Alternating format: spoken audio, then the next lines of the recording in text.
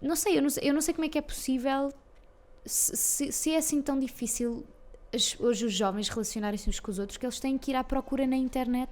Ou seja, é ótimo, podes conhecer mais pessoas, mas se tu nem sequer depois dedicas o tempo às pessoas que estão ao teu lado, então para que é que estás a dedicá-lo a pessoas que tu não conheces? Estamos aqui no Breakfast with Fred. O Breakfast with Fred é um live show em que temos plateia ao vivo e o nosso objetivo aqui é trazer convidados de luxo. Pessoas que sejam únicas, pessoas incríveis, com histórias inspiradoras, histórias de superação. E o objetivo deste podcast é mesmo tentar perceber o que é que eles fazem que nós possamos aplicar na nossa vida. Qual é o mindset, quais é que são as estratégias, qual é a perspectiva da vida que podemos desconstruir para depois aplicar realmente na nossa vida. E a primeira metade deste episódio é mais em formato de entrevista, ou seja, vou estar aqui com um convidado super especial e vamos estar a entrar um bocado na vida desta pessoa. E neste episódio temos uma convidada mega especial que desde muito cedo soube que queria ser atriz. Aos 15 anos começa a estudar mais formalmente teatro e a primeira novela que fez em televisão foi A Santa Bárbara, depois passa para Amor Maior, A Herdeira, Circo Paraíso. Fez um filme, O Ramiro, e neste momento representa a Vitória, que é uma das protagonistas da Alma e Coração na SIC.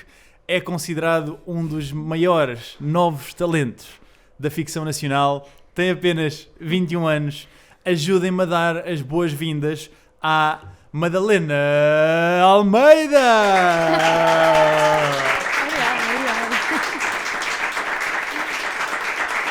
Pessoal, estão prontos para começar? Sim. Estamos prontos? E rufem os tambores. Bem-vindos ao Breakfast with Fred! Uau, adoro isto. Ok, Madalena, bem-vinda. Antes de mais, espetáculo estares aqui sábado de manhã. E a audiência também, espetáculo estar aqui sábado de manhã. A maior parte das pessoas está a voltar do Lux neste momento. E diz-me uma coisa, tu sempre quiseste ser atriz desde muito cedo. Onde nasce o teu apetite pelo teatro, porque foi aí que começaste, e o que é que te mantém? Então, eu comecei logo muito pequenina, a história que eu conto é sempre a mesma, porque é verdade. Comecei no balé, minha mãe pôs-me no balé, mas eu não tinha jeito nenhum. Éramos muito más, as meninas tinham todas uma postura incrível, e eu não gostava daquilo, não gostava da postura, mas adorava fazer os espetáculos e adorava fazer a narração das histórias e interpretar mais a parte das histórias que nós contávamos nos bailados. E foi aí que percebi que se calhar o balé não era para mim, porque não era mesmo. E foi então que a minha mãe me começou a pôr em workshops de teatro, pequenas. Com que idade? Por volta dos 10 já estava a fazer workshops, coisas assim desse género. Pronto, depois fiz o percurso todo normal escolar, sempre a pertencer ao grupo de teatro da escola, fazer peças na escola. E pronto, e depois aos 15 anos fui para a Escola Profissional de Teatro de Cascais. E desde aí foi sempre continuando e acho que o que me mantém é mesmo ser sempre uma descoberta, não é uma coisa fixa, não é um trabalho que eu sinta que, pronto, já é isto, a fórmula é esta, portanto tenho que, agora é aplicá-la às várias situações, não. Acho que é uma constante aprendizagem e isso também é muito tentador porque faz com que estejamos sempre a pensar numa estratégia para aprender mais coisas e para melhorar e nesse sentido acho que é mais isso que me atrai para continuar. É continuar a aprender sempre num desafio diferente. E o que é que te puxa para o teatro? Tu estavas no balé e podes partilhar o porquê que não eras boa no balé? Eu não era boa no balé porque eu não tinha flexibilidade nenhuma, não tinha jeito nenhum. E aí eu sempre fui muito trapalhona, sempre caí muito. Então esta história do equilíbrio e de estar ali muito, muito estreitinho. Não era contigo? Não era comigo. Eu sempre fui um bocadinho tímida, então acho que me ajudava-me a esconder atrás das personagens. Portanto, acho que quando comecei foi isso que achei mais graça, o poder não ser eu, não ter que ser eu a dar a cara e ser uma personagem qualquer que eu estivesse a fazer. E então acho que desde o início foi muito por aí que surgiram as brincadeiras. Eu sempre fiz imensos espetáculos, imensos karaokes, imensas danças para a minha família, no Natal e no aniversário, sempre. Então acho que era esta possibilidade de ser mais do que uma coisa, de ser várias personagens diferentes, com várias características diferentes. E depois foi, quando mais velha me tornava, quando mais ia crescendo, mais isto ia mais longe, não é? Mais começava a perceber como é que se constrói uma personagem, o que é realmente fazer uma peça de teatro e...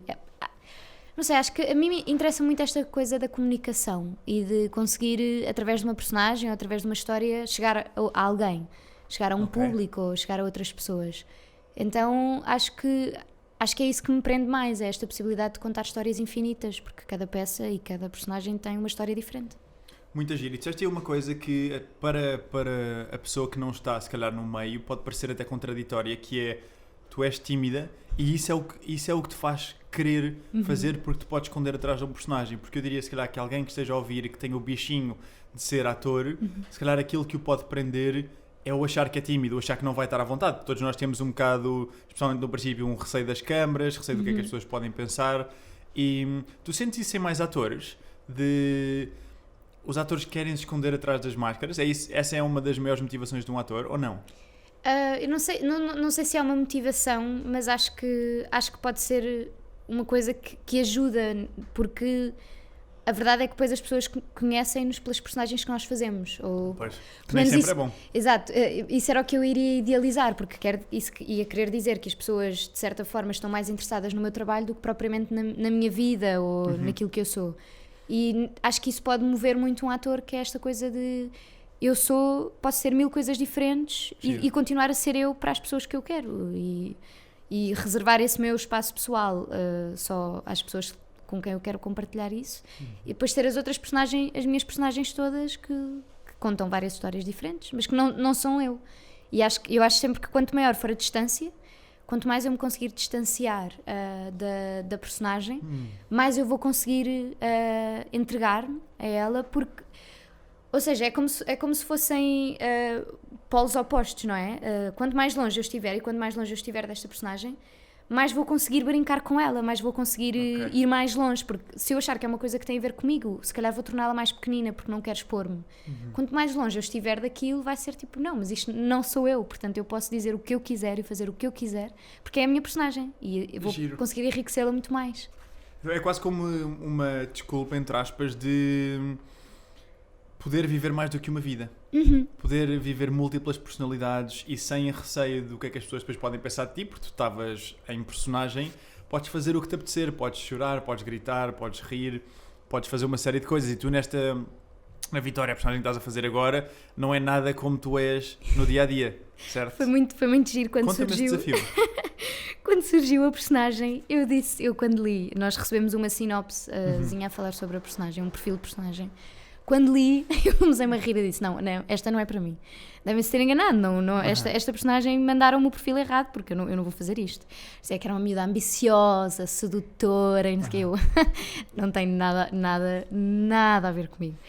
E no início eu estava muito envergonhada mesmo, porque não conseguia desprender-me da ideia de, o que é que as pessoas que me conhecem vão ver ali, o que é que vão dizer. E depois comecei a ganhar o gosto. Começa por ser difícil esta coisa de ir mais longe, de arriscar mais e de fazer mais. Acho que é sempre a maior dificuldade, quer no teatro, quer nas telenovelas, é o fazer mais. Mas o processo é sempre esse, tens que fazer a mais para depois conseguires limar aquilo que... O que é fazer mais? Por exemplo, se eu tenho que fazer uma vilã, não ter medo de ser má, de ser rude, de ser agressiva. De ir mesmo ao extremo. De explorar mesmo essas emoções. E acho que às vezes isso é o que nos prende, que é mas eu não estou habituado a fazer... Eu, pelo menos, não estou habituada a estar nessa zona, a ser assim. Ou a ser calculista e a preparar as coisas com segundas intenções, que é o que a minha personagem faz. E então acho que no início era muito difícil conseguir brincar assim. Então estava assim muito a medo. Quando comecei a fazer e a ganhar-lhe o gosto, comecei a perceber que quanto mais eu fazia, quanto mais eu arriscava e quanto mais eu me atirava de cabeça, mais a personagem ganhava vida e ficava mais credível, porque não é sobre mim.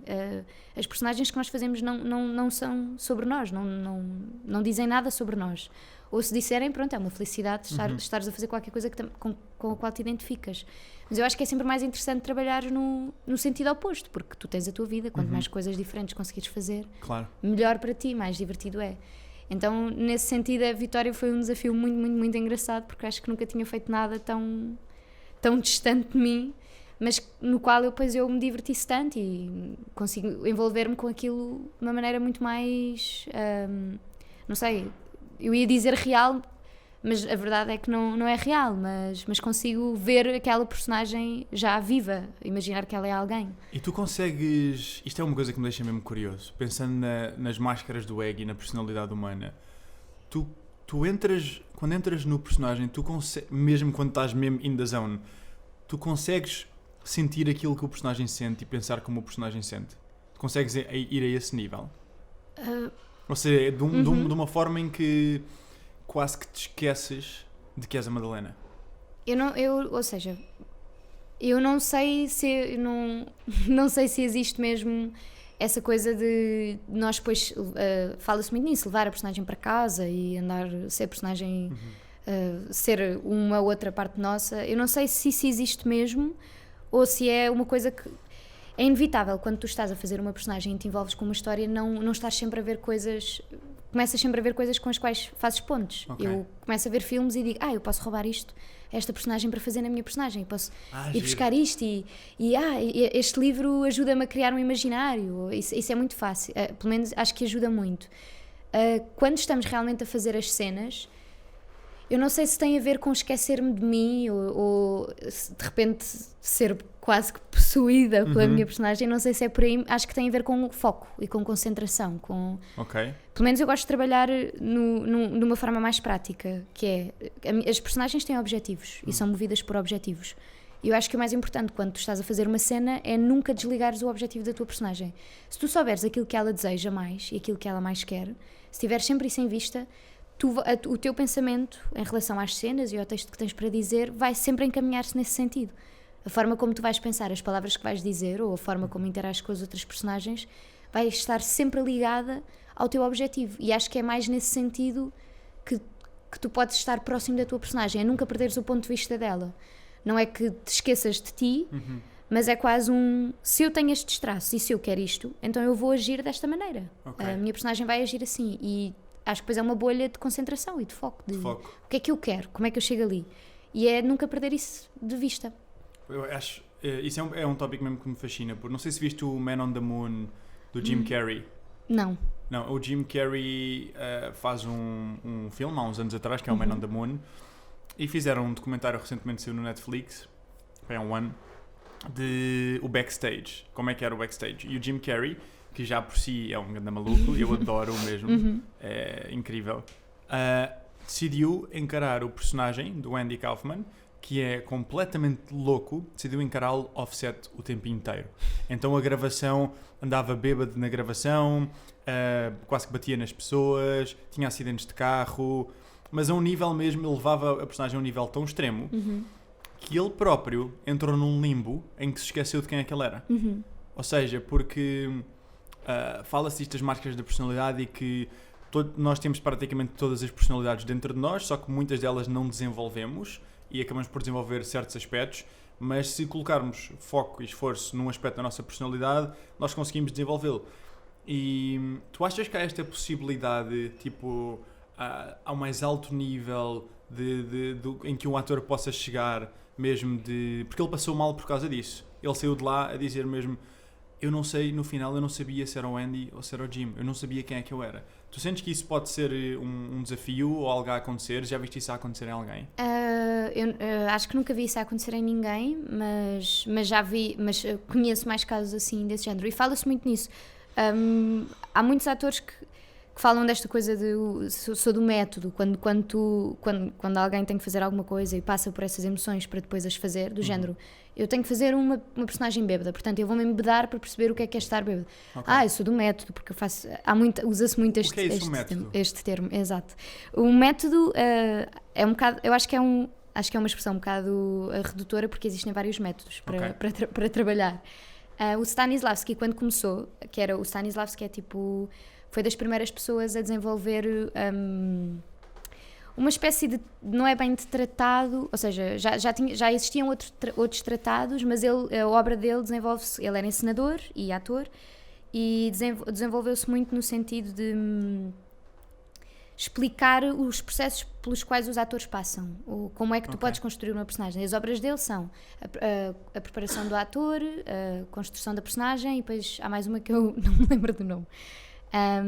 E nestas obras, é como se ele fizesse um estudo sobre os ensaios dele, do género, neste dia o ator fez isto, ou este processo ajudou o ator a fazer isto. E quando ele cria este pensamento, e pronto, estes livros, nos primeiros livros ele cria uma coisa que se chama as memórias afetivas, que tem a ver com os atores servirem-se das suas memórias para criarem, para as histórias das suas personagens, do género, eu tenho que representar uma cena em que morre alguém que eu gosto, então eu, para fazer essa cena, vou estar a pensar nessa pessoa que morreu, para conseguir chegar à emoção mais verdadeira. Ele começou a utilizar isso, mas depois percebeu que isso era falível, porque o que acontecia é, tu esgotas, tal como qualquer pessoa faz o seu luto e ultrapassa isso, às tantas as tuas próprias emoções já não vão ter o mesmo impacto em ti que tinham se calhar no início, ou que têm das primeiras vezes.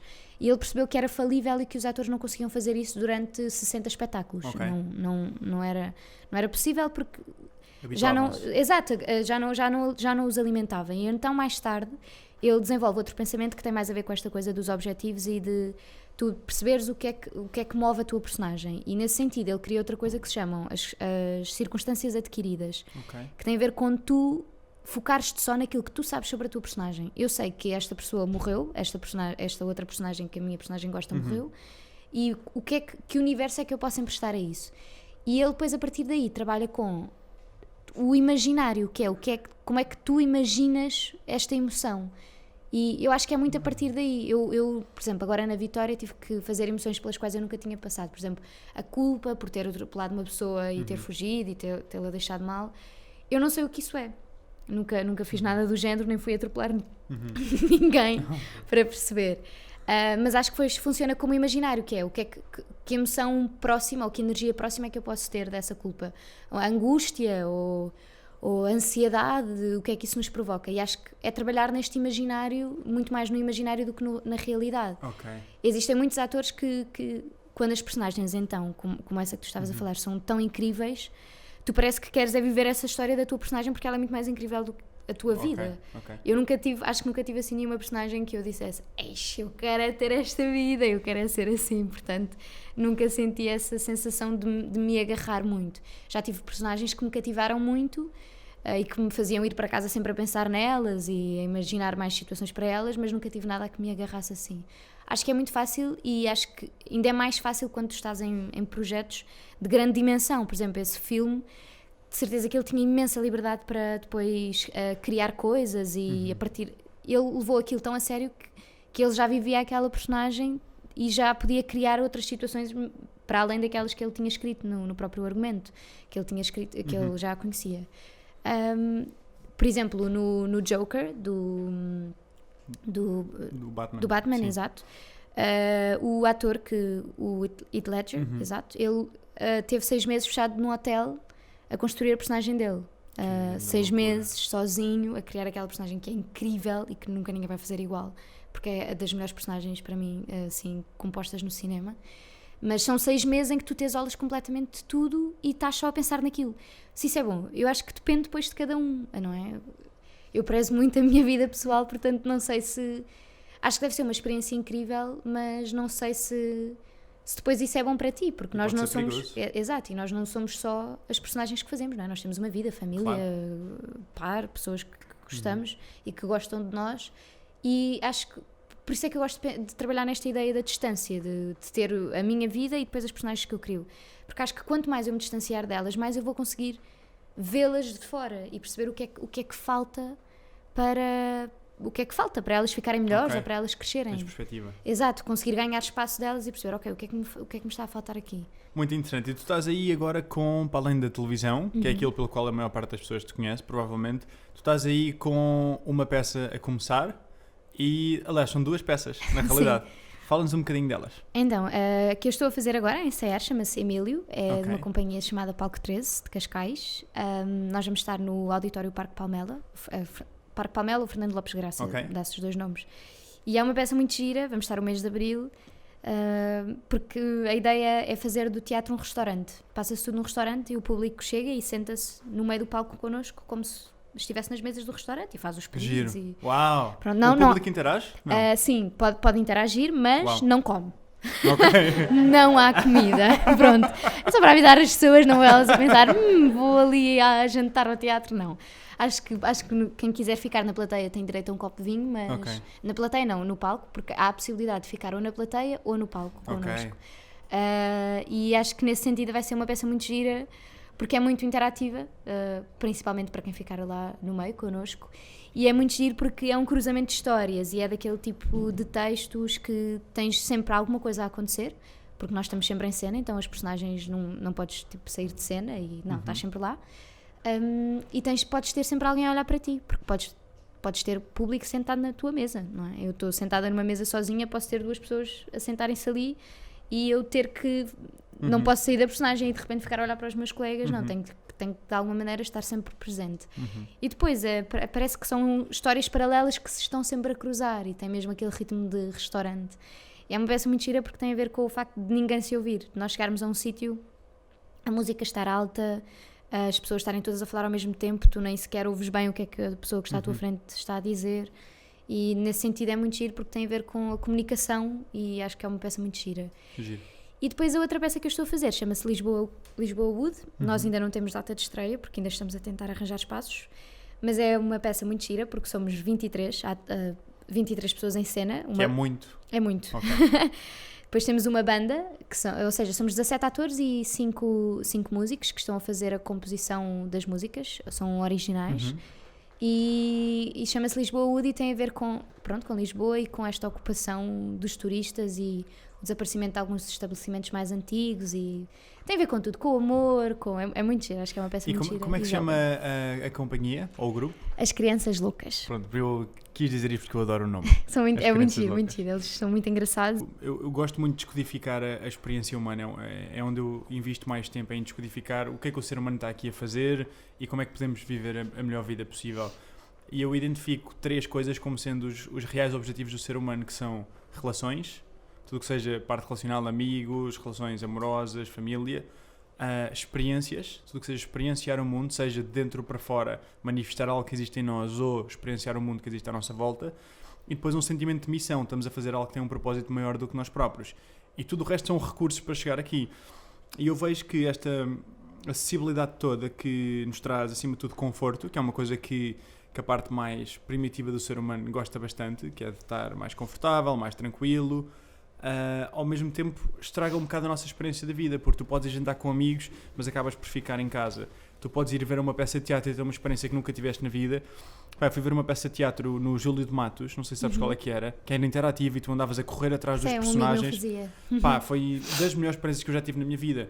E sinto que não sei, que tenho um bocado de receio que as próximas gerações estejam a viver dentro do ecrã. O meu irmão tem 7 anos e quando acaba de jantar os olhos dele brilham para ir para o iPad. E eu não sei se sabes isto ou não, eu soube disto muito recentemente. A minha irmã tem 18 e estávamos à conversa e há uma coisa que, não sei se já ouviste falar de ghosting ou de dar de ghost. Mas tenho que trazer este tópico só porque eu acho que é mesmo interessante. Porque há... O que se faz hoje em dia, mas não sei se na tua idade se faz, nós também temos praticamente a mesma idade, mas na idade da minha irmã se faz, é tu estás à conversa com uma pessoa que conheceste, ou nas redes, ou que conheceste, até já podes ter encontrado com essa pessoa, e não precisa de ser amoroso, pode ser uma amizade qualquer, e há um dia em que tu fartas da pessoa, a pessoa estão à conversa, fartas da pessoa, a pessoa manda-te uma mensagem, não respondes, nunca mais lhe dizes nada.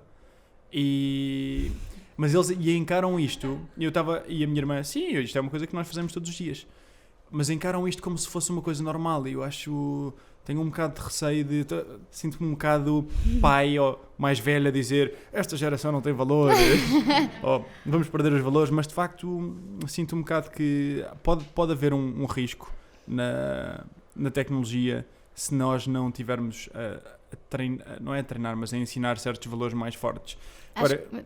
Desculpa, ia pegar nisso que tu estavas a dizer, porque acho que é mesmo muito importante. Eu tenho primos mais novos e percebo isso. Se eu tenho o meu telemóvel lá ao pé, eles, em vez de quererem ir brincar, querem só jogar no meu telemóvel e experimentar os filtros do Snapchat e essas coisas todas. Eu acho que é muito, muito, muito assustador. Em relação ao teatro e a ires fazer coisas, eu acho que parte um bocadinho... Poderia partir da educação das pessoas. Se calhar, se tu nas escolas implementasses mais isso,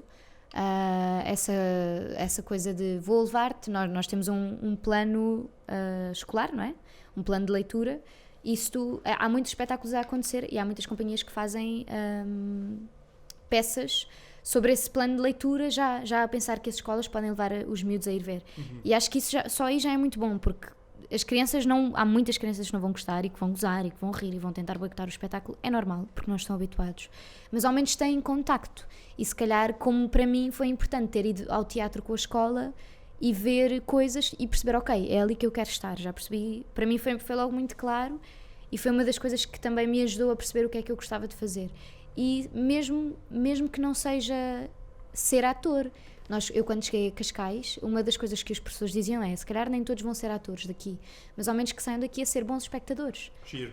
E isso é muito importante, porque ir ao teatro não é uma coisa... Eu acho que não é uma coisa elitista, nem é uma coisa só para as pessoas mais intelectuais, não, é uma coisa que cada pessoa pode fazer como um programa, podes ir ver, e depois tens imensas coisas diferentes a acontecer, peças desse género, outras peças mais musicais, outras peças, basta tu escolheres e achares. Eu acho que nos alimenta não só, pronto, a nossa parte mais intelectual, mas porque é um espaço da criatividade e do imaginário que tu podes ter ali à tua frente e que é diferente porque é ao vivo. Eu acho que é muito mais próximo de ti, chega muito mais à tua pele e a ti do que estares em casa em frente a um computador a ver, mesmo que isso seja bom. Há um filme incrível que é o Her, e há um plano incrível desse filme, sei. em que as pessoas parece que estão todas na rua a falar umas com as outras, e quanto mais aproximas o plano, mais percebes que eles estão só com os fones a falar com o sistema operativo. Exato. E isso assusta muito, é uma realidade que me assusta mesmo, até porque eu não percebo como é que é possível tu preferires viver nesse lado virtual do que manteres uma relação com as pessoas. Há coisas que para mim não têm preço, e se calhar isto tem a ver com a educação que a minha mãe me deu a mim e ao meu irmão, mas não sei, eu não sei como é que é possível, se é assim tão difícil hoje os jovens relacionarem-se uns com os outros, que eles têm que ir à procura na internet. Ou seja, é ótimo, podes conhecer mais pessoas, mas se tu nem sequer depois dedicas o tempo às pessoas que estão ao teu lado, então para que é que estás a dedicá-lo a pessoas que tu não conheces, que não... Ou seja, podes vir a conhecê-las, mas então lá está, alimenta essa relação. Tipo, de repente não desistas da pessoa e digas, não me apetece mais. É estranho, não é? Era o que tu estavas a dizer, é uma das coisas mais importantes na nossa vida, é criar relações, é ter este lado. E o que eu sinto é que depois as coisas perdem o sentido e perdem quase o seu valor, porque de repente tu descartas os teus amigos com um follow e unfollow, e é tipo, como assim? Mas isso conta sequer, tipo, isso interessa sequer na nossa relação. A relação das pessoas vai muito para além disso, acho eu, não é?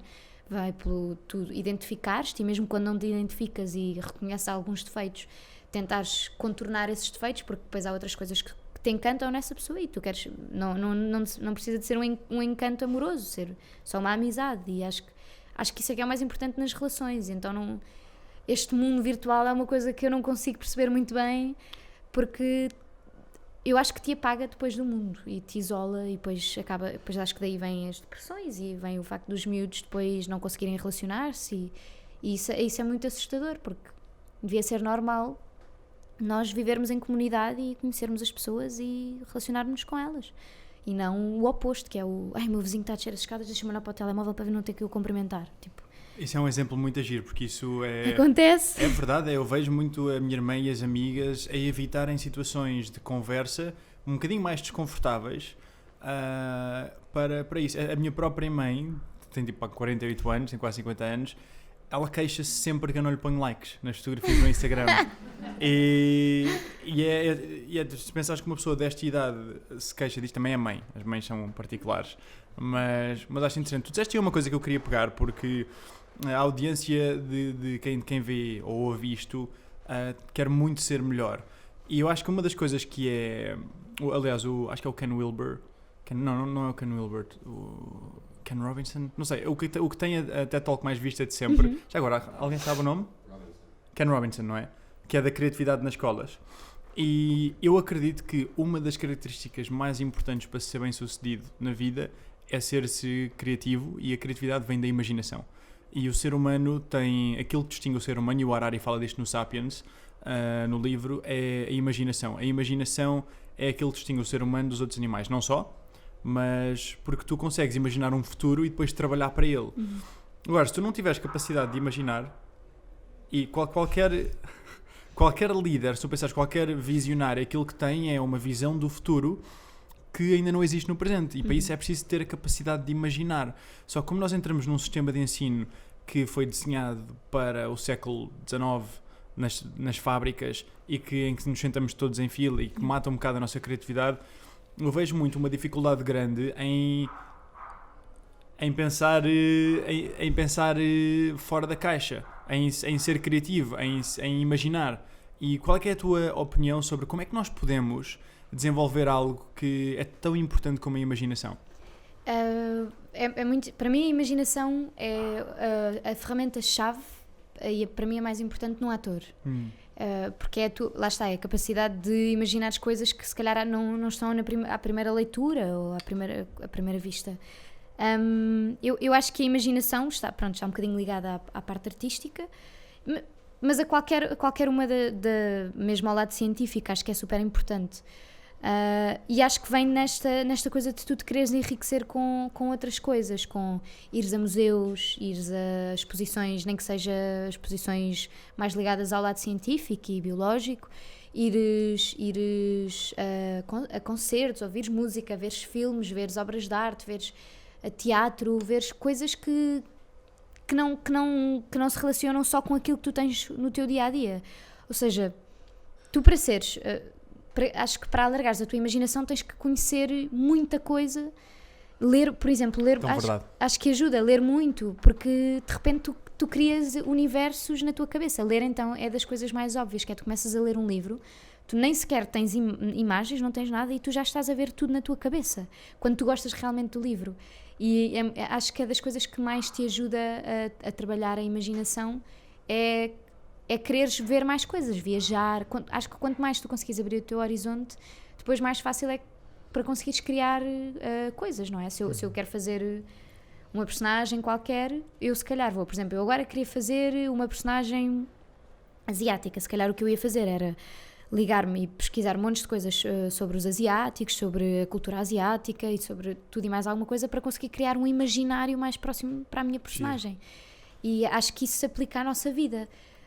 E é muito giro, porque as crianças para mim são o ponto mais óbvio desta, pelo menos o mais claro desta história do imaginário, que é, tu com uma criança dizes-lhe que esta mão é uma pessoa e falas com ela e ela olha para isto e vê, ok, isto é uma pessoa, isto é uma boca, os olhos podem ser esta parte aqui e eu vou falar.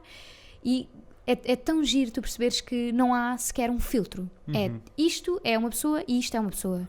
Isto tem vida e um pensamento, e isto tem vida e um pensamento, e eles vão querer brincar com isto e durante imenso tempo.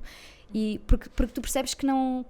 Quando as crianças são, lá está, crianças, ainda não têm uma série de filtros que depois te são impostos naturalmente, sem ser uma imposição pronto, mesmo bruta. Às vezes são coisas que acontecem automaticamente e naturalmente na tua vida, que é quanto mais cresces, mais te deparas com as coisas chatas de pagar as contas, problemas de saúde e coisas tipo mais ligadas ao mundo adulto, que te fazem pensar, ok, o imaginário é muito bonito, mas eu tenho é que pagar as contas e tenho é que ter trabalho e tenho é que alimentar os meus filhos. E isto são dois opostos complicados de gerir. Eu sinto muito isso.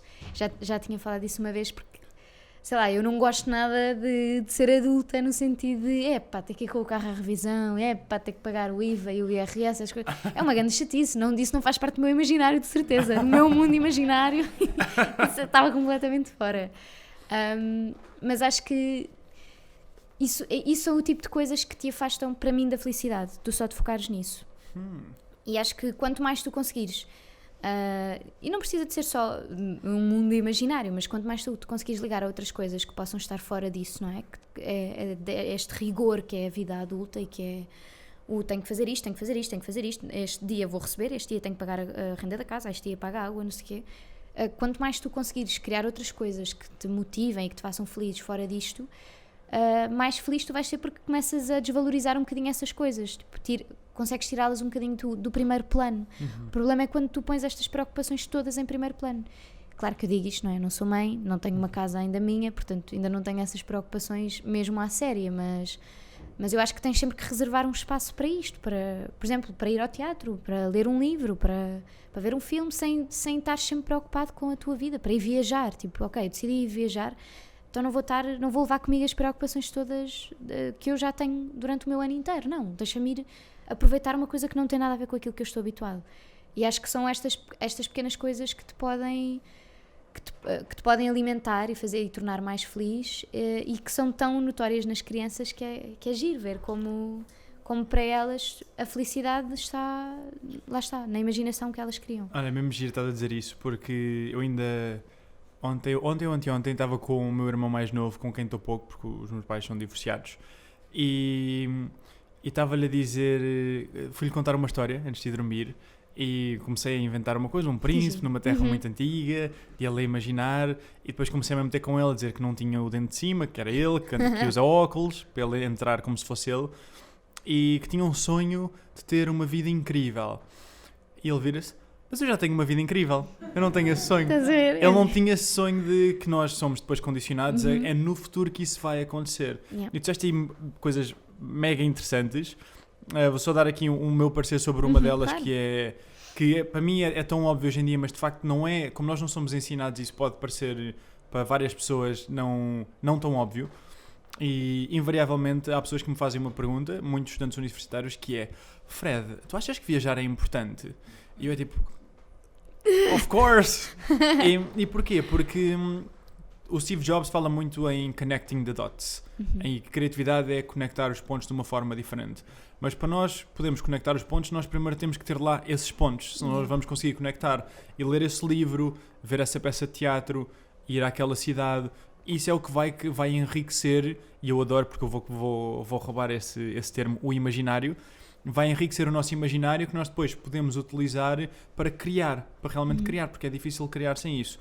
E tu dizes, e estavas a falar de ser criança, eu lembro-me de estar no dia mais quente do ano passado, 42 graus, no verão fez um calor brutal, e estava numa esplanada com um amigo a almoçar, estava à espera dele até.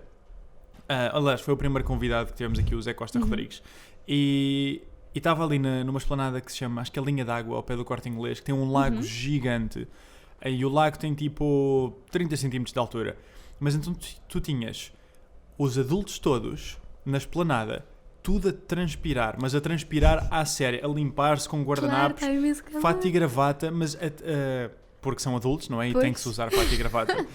A transpirar, e todos a olhar para o lago. Tipo, eu adorava mergulhar neste lago. E depois tu olhas para o lago e tens tipo 15 crianças a mandarem água umas às outras, a rirem-se de cuecas, mas completamente sem a preocupação do que é que os outros podem estar a pensar.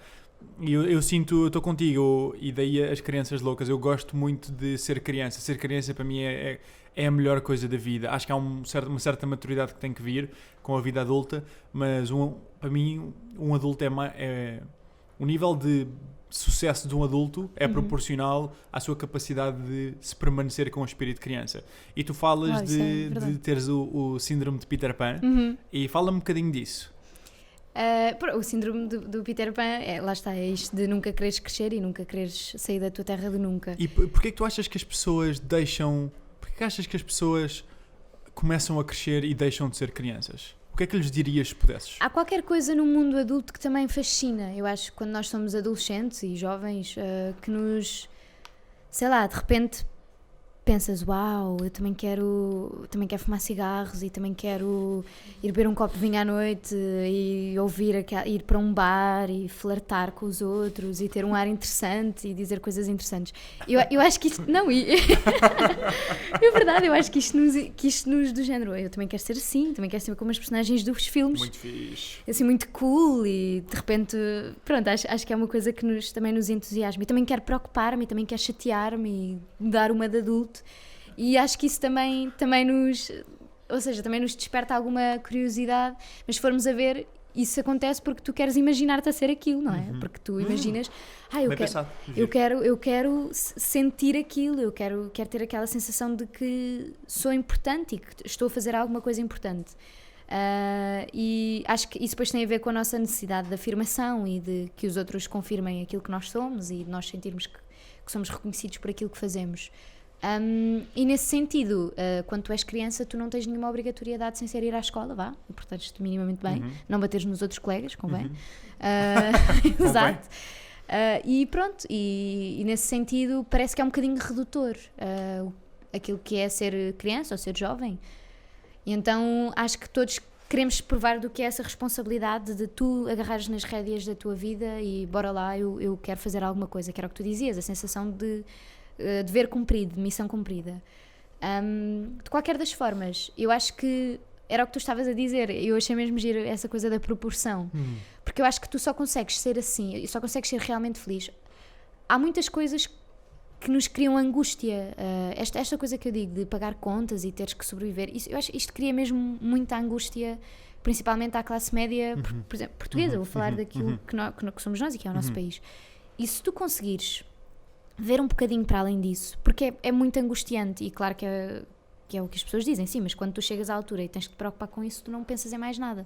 Claro, eu percebo, é uma responsabilidade, então quando tens filhos e tens que alimentar e tens que essas coisas todas, mas se tu conseguires na mesma manter aquilo que te liga à vida, que é a relação com as outras pessoas e este é um bocadinho o aproveitar das poucas coisas que te sabem bem. Tu não precisas de viajar o ano inteiro e fazer grandes viagens, mas se calhar só ires até Sintra um dia e fazer um piquenique, se calhar já é uma grande aventura e já é uma sensação de ok, eu saí da minha casa e fiz uma coisa que não estou habituada a fazer todos os dias. E acho que isto é um bocadinho aquilo que nós podemos tentar combater para não te ires abaixo depois durante o tempo todo em que tu tens as tuas preocupações. E acho que é um bocadinho nesse sentido que entra o síndrome do Peter Pan, que é o fugir a estas preocupações. Eu fiz um espetáculo que se chamava Peter and Alice, que tinha a ver com a história do Peter Pan e da Alice no País das Maravilhas. Para quem não sabe, essas duas personagens são baseadas em crianças que existiram mesmo. Uau. Os autores conheceram, o autor da Alice no País das Maravilhas conheceu a Alice Liddell e escreveu a obra Alice no País das Maravilhas sobre ela. E o Peter Pan foi o autor, o J.M. Barrie, conheceu 5 crianças e supostamente ele diz que escreveu a peça que criou a personagem a partir das 5, mas na verdade eu acho que ele estava mais, nós achamos, e os estudiosos acham que ele estava mais ligado a uma das crianças, que era o Michael, só que Michael Pan não ficava bem, portanto ele escolheu o nome de Peter Pan para ser Peter Pan, que era outro dos irmãos. E esta peça era muito gira porque é mesmo uma peça muito bonita, em que as duas personagens se confrontam. O Peter Davis, pronto, que é mesmo uma pessoa que existiu e que tinha uma editora e que trabalhava numa editora, vai fazer ou seja, o autor da obra aliás, o autor da obra baseia-se num excerto da biografia da Alice Liddell, a verdadeira, em que sabe que ela se encontrou numa, como é que se diz, quando vais apresentar um livro? Pronto, numa apresentação de um livro numa biblioteca. E quando ele lê na biografia que ela se cruzou com este Peter Davis, decidiu escrever uma peça a imaginar o que é que teria sido a conversa deles os dois, do género, tu tens a Alice no País das Maravilhas e o Peter Pan, os dois na mesma sala. Uau. Portanto, imagina o que é que seria estes dois a falarem um com o outro, são só tipo as personagens mais fixes. E é muito giro porque depois de repente tu tens um cenário muito deprimente, a Alice na personagem, a Alice Liddell já é muito velhinha, portanto imagina a Alice com 80 anos. E tens o Peter Davis, que há de ter os seus 30, 40 anos, e ele é completamente deprimido porque ele acha que a peça nunca foi escrita para ele e toda a gente diz que ele é o Peter Pan quando toda a gente sabe, quando ele sabe que nunca foi escrita para ele, a peça era para o irmão dele e não para ele. E ele já passou por tantas coisas na vida, morreu o pai, morreu a mãe, os dois com cancro, depois morre o irmão dele na guerra, o Michael Davis suicida-se porque é homossexual e não consegue assumir-se. Então ele tem este confronto de todas as pessoas acham que eu sou o protótipo da criança que nunca cresce, quando eu tive que crescer à bruta, não é? Eu sofri imenso e presenciei estas mortes todas. Enquanto a Alice Liddell, que já é velhinha, diz que prefere continuar. Portanto, ele renega completamente a sua história. Uau. E ela não. Ela diz que aquilo que o Lewis Carroll fez, que foi escrever-lhe esta obra, foi uma prova de amor. E toda a gente vai conhecê-la por isso, mesmo que ela agora seja infeliz, ou que já tenha provado alguma infelicidade da vida adulta, ela vai ser sempre o protótipo da felicidade, do que é a criança curiosa que imagina um mundo inteiro na cabeça dela. Então tens estes dois pontos de vista do que é a infância, não é? Ele olha para a infância como uma coisa que destrói a tua vida, porque foi tão bom e agora é uma coisa horrível, enquanto ela guarda a infância como o motor de uma coisa que a deixa feliz, que é, ok, eu fui feliz naquela altura e eu consigo fazer outras pessoas felizes só por ter sido aquilo, por ser esta personagem. E de repente tinhas um confronto com as personagens verdadeiras. Eu fazia a Alice no País das Maravilhas, eles aparecem na história e aparecem também os autores. E há uma altura em que o Lewis Carroll diz que a vida adulta, na vida adulta não existem gatos risonhos, nem chapeleiros loucos, nem nada disso, que as pessoas estão só preocupadas em aparar as sebes de casa e com os problemas da vida adulta. E ele diz que é muito sombrio e triste, e é verdade. Tu pensares que tu chegas à vida adulta e este mundo é completamente posto de parte, não existe nada do teu imaginário, e aquilo tudo, a felicidade toda que tu provaste enquanto eras criança, de repente parece que desaparece em prol de milhões de preocupações. E era a coisa que mais me impressionava na peça, era esse texto do Lewis Carroll. E é uma coisa que tem, pelo menos eu ligo muito à minha vida, que é como é que tu na tua vida consegues manter pelo menos essa felicidade do que é ter sido jovem. E eu acho que é uma escolha tua, que tu é que escolhes como é que encaras os teus problemas ou como é que encaras a tua vida. E eu prefiro olhar para ela e dar-lhe sempre um toque de diversão e de loucura e de um imaginário. Também eu tenho sorte porque estou na profissão que estou e esta profissão permite-me fazer isso, permite-me brincar com personagens. O teatro é um jogo, não é mais do que eu digo uma coisa e tu respondes e eu respondo ao que tu dizes e estamos sempre nisto. E então, nesse sentido, acho que se calhar até foi por isto que eu vim parar ao teatro, por querer manter esta coisa infantil.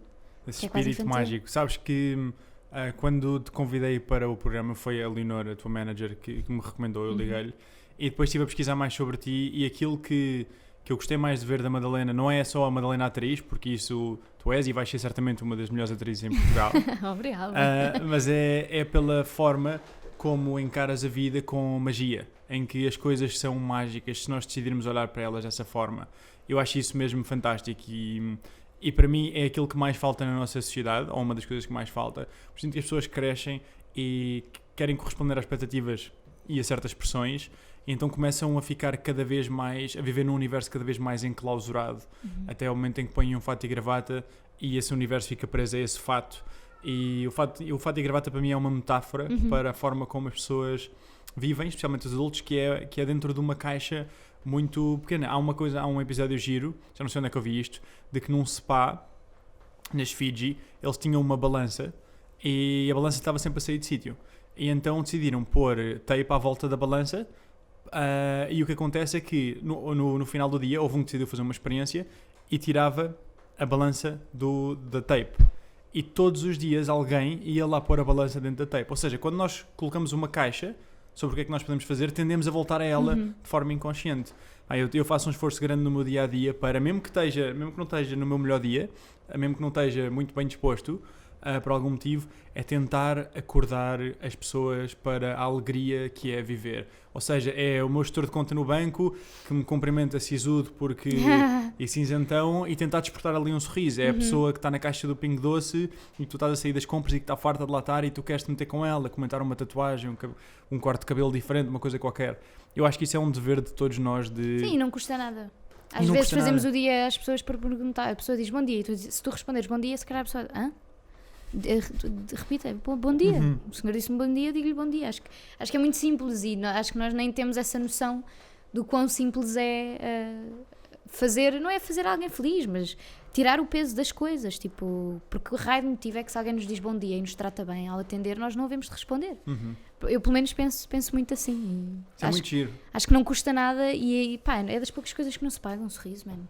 É mesmo. Tudo se paga, os lugares pagam-se, não posso estacionar, tenho que pôr parquímetro. Ao menos o sorriso ainda não se paga e acho que é das coisas que se devem aproveitar. Tão verdade. E há uma escritora que eu gosto muito, é uma das minhas escritoras preferidas, que é a Brené Brown. E ela disse uma coisa que me pôs a pensar e me mudou para sempre a forma de interagir com pessoas. Não com pessoas no dia-a-dia, mas a comprar certos serviços. Tipo, tu passas na portagem, ou tu estás a pagar gasolina, ou tu estás a pagar as compras no Pingo Doce. O que é que seja? Parece que estamos a fazer publicidade ao Pingo Doce.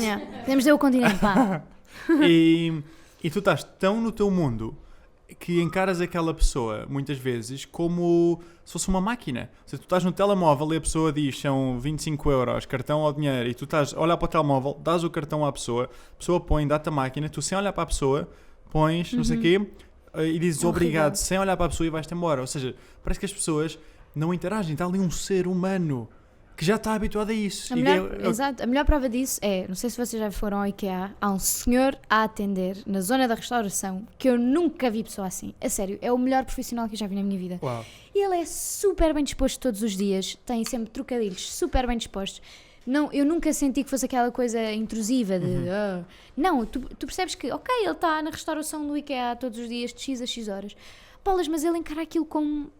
Claro que todas as pessoas têm dias maus e dias bons, mas ele faz-te sentir um cliente especial todos os dias, por te dar um sumo de laranja, imagina, e um bolinho de canela. Só que a forma como ele se relaciona com o trabalho é tão gira que te dá vontade de, bolas a sério, tipo, de conviver mais com ele e de o conhecer melhor, porque ele está só a cumprir a função dele, mas pelo menos faz com algum gosto, não é que tu precisas de estar sempre na euforia máxima, mas eu gosto de pensar nisso, que é... Nós não sabemos o que é que acontece depois de nós morrermos, nem o que é que acontece antes de nós nascermos. Portanto, ao menos deixa-me aproveitar o período de tempo que eu estou aqui de uma maneira que valha a pena. Não? Para mim é mesmo uma questão cronológica, de um cronómetrozinho a contar o tempo e a pensar, bolas, se nós não fazemos alguma coisa que nos faça feliz, então... O que é que estamos aqui a fazer? Se calhar isto acaba e fica tudo negro e nunca mais voltamos a isto. Portanto, para que é que me serviu viver, não é? Eu gosto de pensar as coisas assim porque... É só um pensamento mais prático. Claro que isto não quer dizer que nós não tenhamos as nossas angústias e os nossos problemas e os nossos dias menos bons. Mas pronto, acho que eu já conheci casos de pessoas que têm tantas chatices na vida e que mesmo assim não as põem em primeiro plano, que se essas pessoas o fazem, para mim, então tudo é possível mesmo. Acho que é uma questão mesmo de perspectiva, de tu estares resolvido ou não contigo e com aquilo que tu estás aqui a fazer. Falando em perspectiva, uma coisa que eu vi tua que eu achei muito interessante, tu falas em que, e tu tiveste que lidar com a perda desde muito nova, embora já não te lembres bem, porque o teu pai morreu quando tinhas 3 anos e foste criada pela força da natureza que é a tua mãe, e tu falas de que, eu achei isto super curioso e tinha mesmo de perguntar, que morrer é como nascer ao contrário. Sim. O que é que isto quer dizer? Quando tu não te lembras de nada para trás do teu nascimento, ou seja, tu não te lembras de estar na barriga da tua mãe, não te lembras de nada para trás disso. Portanto, eu acredito que quando tu morres vai ser a mesma coisa, mas ao contrário. É como se tu estivesses... Mesmo que tu vás para outro universo, tu não sabes. E para mim eu encaro esse ato da mesma maneira, que é... Quando tu vieste ao mundo, tu não existia nada antes disso. Tu só te começas a lembrar das coisas, mas não existia nada, tu não tens memórias, não sabes se vieste de uma portinha diretamente para esta, não sabes nada. Portanto, morrer há de ser, eu imagino que há de ser a mesma coisa, para além de que é um ciclo, ou seja, claro que nós, que é das coisas que mais nos magoa, é alguém que nós amamos desaparecer, mas é um ciclo, e é a única coisa, a minha mãe diz isto muitas vezes, é a única coisa certa que tu tens na vida, a única. Tu não sabes nada do que vai acontecer, mas tu sabes, para além de saberes que has de ter fome e vontade de ir à casa de banho, essas coisas, há de ser a única coisa que tu tens como certa na tua vida. Tipo, portanto, claro que isso não invalida que tu sofras com ela, mas tu já sabes que isso vai acontecer. E acho que nós todos relacionamos-nos com as pessoas, e claro que não temos que nos relacionar a pensar, um dia esta pessoa vai desaparecer, não é nada disso. Mas acho que devemos aproveitar o melhor destas pessoas então para sentirmos que estivemos com elas e que aproveitámos o tempo com elas, e nesse sentido eu prefiro pensar assim, que eu tenho é que aproveitar enquanto as pessoas estão cá e criar memórias, em vez de estar só agarrado a um telemóvel, e para depois poder ter memórias e poder dizer que vivi coisas boas com essa pessoa, mesmo que ela agora não esteja cá, porque nós adaptamos-nos a tudo. Nós, o ser humano, damos a volta às coisas e o tempo passa e a verdade é que as coisas começam a desaparecer por mais que te custe imenso a lidar com elas. Então, nesse sentido, acho que nós também tratamos das coisas de uma maneira muito... Eu também dizia isso, que acho que tratamos das coisas de uma maneira muito higiênica, é um tabu muito grande. A morte ainda é um tabu muito grande. Nas culturas mais antigas, tu é que fazias os rituais todos. Claro que isso pode fazer confusão às pessoas, mas tu é que ias tratar do morto. Se eu cuidei desta pessoa durante a vida toda, então sou eu que agora vou cuidar dela na morte. Vamos fazer um enterro, vamos prepará-la, essas coisas todas. A verdade é que isto sempre funcionou assim. Agora tens empresas que fazem isso e a pessoa morre, desaparece, tu só vês vestida, pronta para enterrar, desapareceu. Claro que não estou a dizer que agora devíamos ser nós a preparar as nossas próprias pessoas, mas acho que é uma coisa que se calhar temos que rever na nossa vida, que é, em vez de nos queixarmos só depois quando as pessoas desaparecem, que é o que nós fazemos, então, em vez de nos focarmos nisso, aproveitá-las ao máximo, mesmo. Porque senão não vale de nada estares a dizer, o tempo que eu não estive. Não, tipo, tu tiveste tempo para estar com ela. Não podes dizer que não, porque tiveste. Eu não me lembro do meu pai, não consigo lembrar-me nada, mas eu sei que vivi coisas com ele.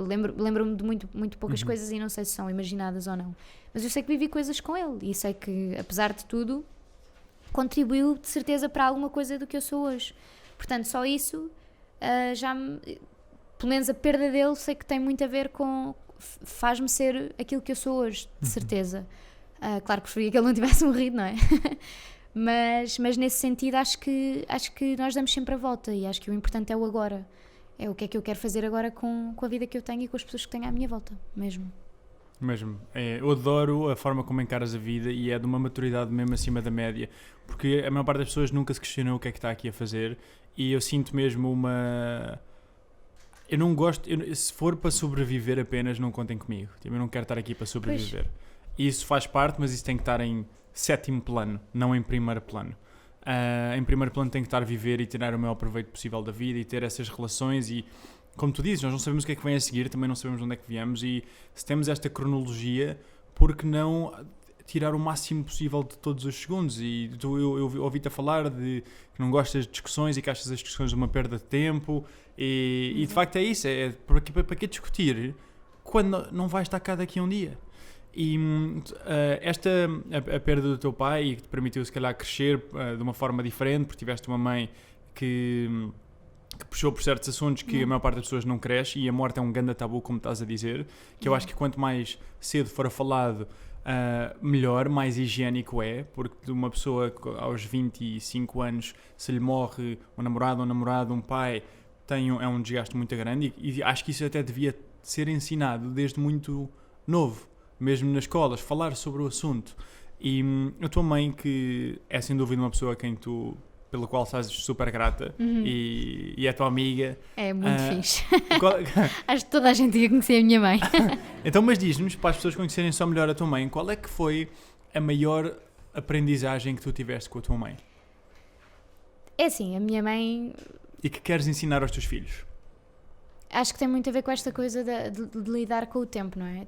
Se tu imaginares que o meu pai morreu quando era muito novo ainda, eles estavam no início de vida, não é? O meu irmão tinha 5 anos, eu tinha 3.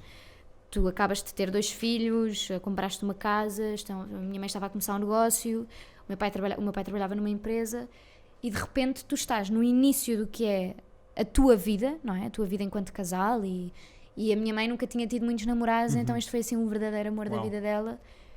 Imagina o que é que de repente tu perdes isso tudo, a pessoa com quem tu apostaste a tua vida toda desaparece. Bem, eu acho que eu não consigo imaginar o que é sentir isso, portanto, mas para ela ter continuado a viver e ser uma coisa de não, eu tenho aqui 2 filhos, tenho que os alimentar, tenho que lhes dar comida, tenho que lhes dar amor, eu quero que eles sejam felizes acima de tudo. Acho que isso, mesmo que ela não me tenha ensinado isso, eu olho para ela e é o que eu mais vejo, que é como é que tu lidas com a perda da pessoa que tu mais amas na tua vida. Claro que agora as pessoas que ela mais ama sou eu e o meu irmão, mas a verdade é que era o amor da vida dela, não é? A pessoa com quem ela mais queria fazer coisas e estar, desaparece. E é um, sei lá, acho que depois quando ela fala connosco e quando ela começa, quando nós depois somos mais velhos e a forma como ela acompanha os nossos problemas e as nossas angústias e as nossas pequenas inquietações, é muito bonito perceber que o ponto de vista dela é sempre o ok, tu tens que arranjar uma solução, não vale a angústia que tu estás a sentir agora, eu percebo que é normal, mas tu vais ter que dar uma volta e de certeza que isso se vai resolver. Portanto, tens que olhar para aquilo que tu tens, para as perspectivas que tu tens e perceber, focar-te nas coisas que te fazem bem para também conseguires ultrapassar esses problemas. E nesse sentido acho que ela acho que foi mesmo a maior aprendizagem que tive com ela, que é, as coisas não podem parar. Podem parar se tu quiseres, mas ela escolheu não parar de viver e não parar de me acompanhar a mim e ao meu irmão. Portanto, são mesmo escolhas que tu fazes para a tua vida, que é, tu preferes passar então o resto da tua vida a deprimir porque isso aconteceu, ou bola para a frente, por mais dor que isso provoque, porque provoca, não é? A minha mãe nunca mais teve ninguém, portanto, acho que de repente nós passamos a ser o centro da vida dela, e ela foi uma mãe tão incrível, tão divertida, tão bem disposta, tão... sei lá, eu raramente vejo a minha mãe triste, imagina, claro que vejo cansada e preocupada e chateada e não sei o quê, mas nós nunca crescemos com essa visão de uma mãe triste ou mais em baixo ou amargurada, não, de todo. Sempre nos acompanhou imenso em tudo, sempre foi super divertida, sempre brincou imenso connosco. Acho que essa é uma grande aprendizagem, que é, ela teve que seguir. Então nesse sentido eu tento pensar nisso para mim, que é, ok, as coisas podem correr muito mal e claro que nós todos vamos mesmo muito abaixo, mas é como é que tu dentro disso consegues seguir. É muito importante. Isso é muito giro, isso faz-me muito lembrar, há um livro que é fantástico para mim, que é o...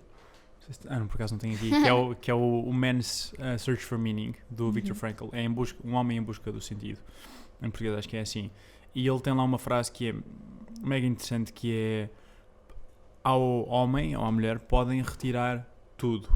Podem retirar o marido, os filhos, a roupa, mas a única coisa que não lhe podem retirar é a sua atitude perante as circunstâncias. E eu acho isso fantástico. A tua mãe tem ali um momento da vida em que pode decidir, e como tu dizes, é uma escolha, e a maior parte das pessoas que são vítimas ou que se vitimizam não percebem que é uma escolha, ou seja, acham que se o mundo exterior não sorriu, eu não tenho outra forma senão me deprimir.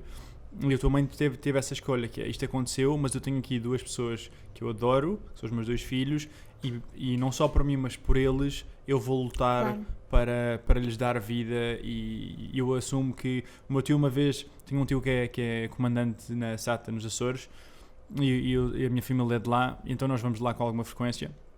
E eu estava-lhe a perguntar, ele tem tipo 50 anos, era o mais velho do meu pai, e estava-lhe a perguntar, tio, mas não sente falta de novos projetos? É piloto de avião, adora aquilo que faz, mas faz aquilo há anos e anos e anos.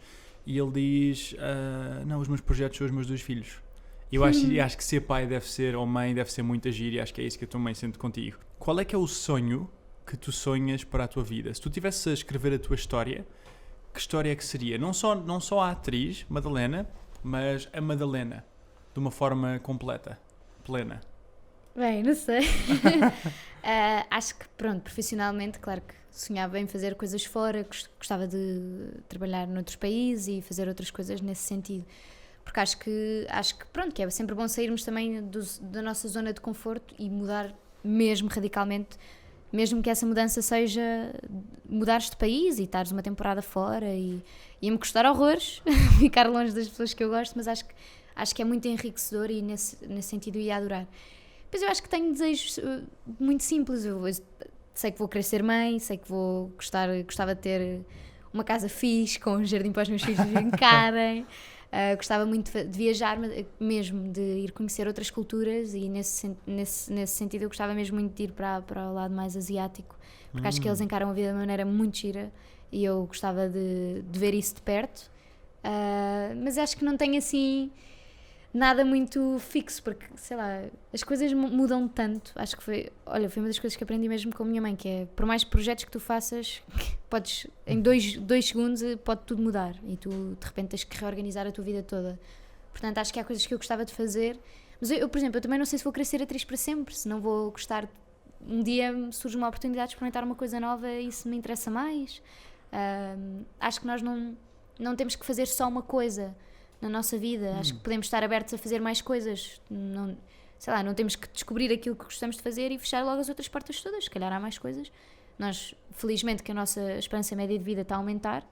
Portanto, se de repente não te acontecer nenhuma desgraça, podes ir experimentando, se calhar, coisas diferentes e que tu gostas. E acho que gostava que a idade não fosse uma espécie de impedimento disso, do género, tenho 50 anos, não, tenho que a minha vida tem que ser isto. Não, acho que gostava de ter a capacidade e a coragem de, se aos 50 anos não for feliz, mudar. Pronto, acho que essa era assim das coisas que mais desejava para mim, era ter essa visão de ok, as coisas não estão bem, o que é que eu posso fazer para ficarem bem? Acho que é mais isso.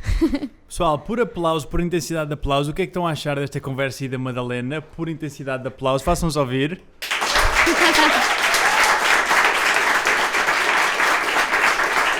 Obrigada.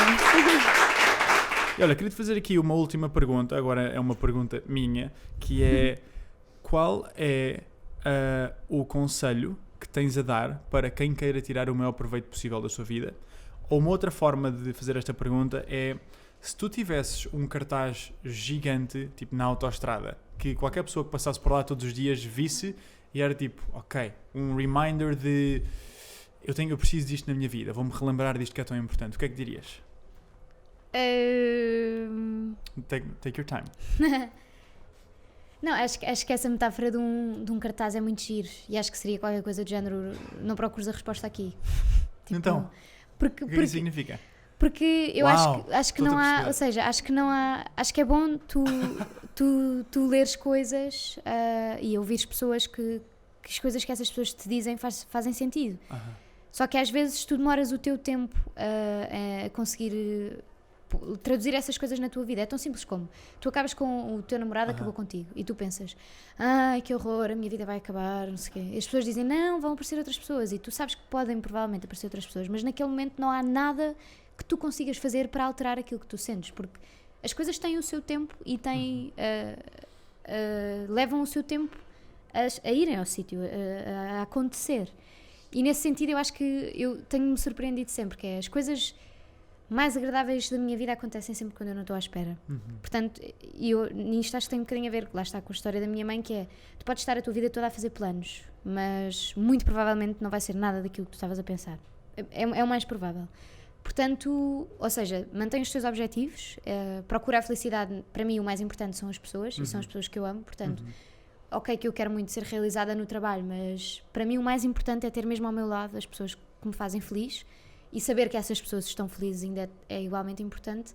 Mas acho que seria qualquer coisa do género, não vale a pena seres um maníaco por controlar a tua vida, porque as coisas vão acontecendo naturalmente. Eu acho que se tu fores fiel àquilo que tu és e às coisas em que tu acreditas e ao teu trabalho, ao teu esforço, que as coisas vão de acontecer. Se não for de uma maneira, vai ser de outra, e lá está. Eu acho que o ser humano adapta-se a tudo.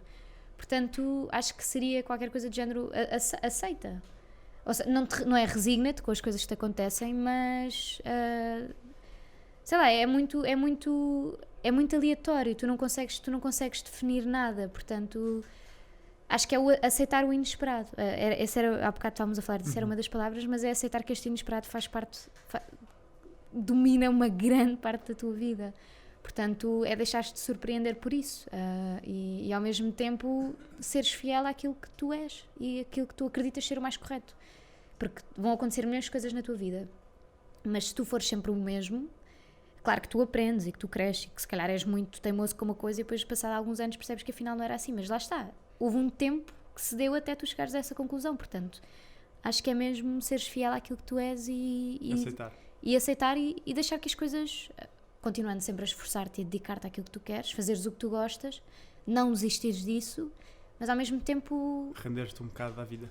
Exato, porque nunca vais conseguir controlá-lo, não vale a pena. Olhem pessoal, muito bom, obrigado Madalena. Nós, onde as pessoas te podem encontrar no Instagram é um nome curioso, que é... Eu fico sempre tão envergonhada. Que é Nena a Velha e Ana. E... sigam a Madalena, vale a pena seguir. A Madalena para mim é um exemplo de inspiração em como podemos encarar a vida, não só para ser bem sucedido, porque tu és claramente muito bem sucedido naquilo que fazes, mas como podemos viver uma vida preenchida, uma vida em em que nos possamos sentir vivos, com alegria, aquela alegria de viver que é ser criança. Pessoal, falámos de montes de coisas, falámos de coisas muito boas aqui. Por isso, se te quiseres manter updated com as coisas que nós fazemos com o Breakfast with Fred e com outras iniciativas mesmo desenhadas para te ajudar a tirar o maior proveito possível da vida, podes-me seguir em fcanticastro no Instagram e façam um rating no iTunes, porque queremos... isto é uma das coisas, as podcasts mais ouvidas no iTunes são todas de comédia e eu adoro comédia, mas nós temos que trazer o desenvolvimento pessoal e a educação mais acima, por isso façam um rating para pôr isto lá para cima. Vamos agradecer também ao Therapist pelo pequeno almoço maravilhoso que nos serviu hoje. Vamos agradecer à Carlota, ao André Igreja, ao André Nobre e ao Roger pelo trabalho todo, esta equipa que está aqui a produzir isto e a garantir que isto acontece. Agradecer a quem colocou as perguntas, agradecer a vocês todos que estiveram aqui hoje, agradecer ao Fred e por último ajudem-me a agradecer com um enorme aplauso à Madalena por ser a força da natureza que ela é. Um aplauso para a Madalena. E obrigada pelo convite. Um gosto enorme de ter-te aqui. E é isto, pessoal, até à próxima e não se esqueçam mesmo de tirar o maior proveito possível da vossa vida. Bye bye.